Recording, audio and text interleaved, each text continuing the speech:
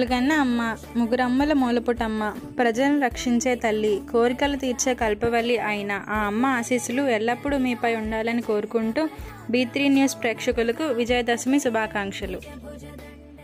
పశ్చిమ గోదావరి జిల్లా పెంటపాడు నుండి 24వ రోజు అమరావతి రైతుల పాదయాత్ర ప్రారంభమైంది.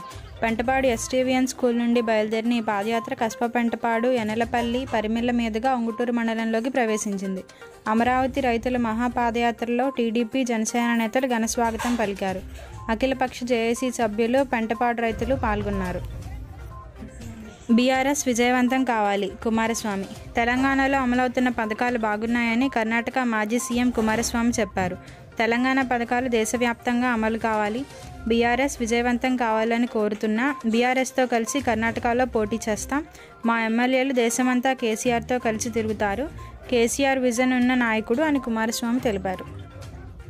ప్రస్తుతం గంటకు 180 కిలోమీటర్ల వేగంతో ప్రయాణిస్తున్న వందే భారత్ రైళ్లు త్వరలో గంటకు గరిష్టంగా 200 కిలోమీటర్ల వేగంతో ప్రయాణిస్తాయని రైల్వే శాఖ మంత్రి అశ్విని వైష్ణవ్ తెలిపారు.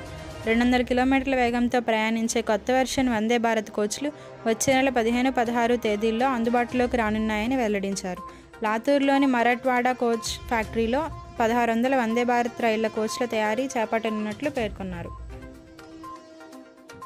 పశ్చిమ గోదావరి జిల్లా తణుకు రైల్వే స్టేషన్ దగ్గర సాయిబాబా గుడి వద్ద భక్తుల ఆధ్వర్యంలో విజయదశమి సందర్భంగా సుమారు 5,000 మందికి అన్నదాన కార్యక్రమాన్ని నిర్వహించారని ఆలయ పురోహితులు బాబా శర్మ గారు తెలిపారు.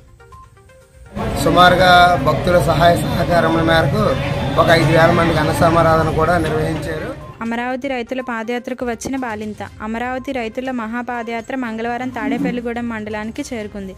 ఈ నేపథ్యంలో పలువురు టీడీపీ నాయకులు, రైతులు ఈ మహాపాదయాత్రలో పాల్గొని వారికి సంఘీభావం తెలియజేశారు. ఈ సందర్భంగా తాడేపల్లిగూడెం మండలానికి చెందిన బలుసు వెంకటలక్ష్మి అనే బాలింత 4 రోజులు కూడా నిండని పసిపాపతో అమరావతి రైతులకు మద్దతుగా పాదయాత్రలో పాల్గొంది. ఆ మహిళకు అమరావతి రైతులు ప్రత్యేక అభినందనలు తెలియజేశారు. భారత జట్టు కెప్టెన్ రోహిత్ శర్మ చెత్త రికార్డును మూటగట్టుకున్నాడు. సౌత్ ఆఫ్రికాలో నిన్న జరిగిన 3వ టీ20లో తొలి ఓవర్లోనే డకౌట్ అయిన రోహిత్ పురుషుల టీ20 క్రికెట్లో అత్యధిక సార్లు సింగిల్ డిజిట్ స్కోరుకే అవుటైన ప్లేయర్గా నిలిచాడు.